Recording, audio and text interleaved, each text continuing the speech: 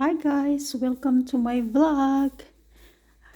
Pasensya na guys, yung flower arrangement ko na yung video ko, kusa lang na putol guys kasi may problema ako sa low storage ng cellphone ko.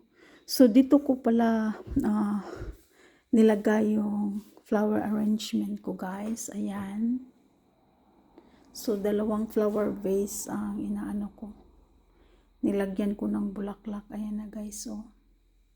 Yan. So, dyan ko nilagay.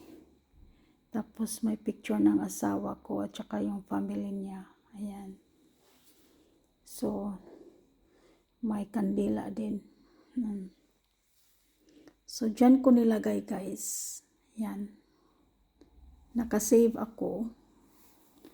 Kasi, dyan lang ako kumuha, diba, sa garden. Tapos, pag winter time, bumibili lang ako ng bulaklak doon sa tindahan. Pero kung summer, springtime, ganyan. So, nakasave ako guys. Ayan na guys.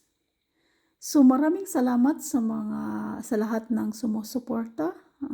Nag-review ng channel ko, mga videos ko. Salamat. Bye-bye.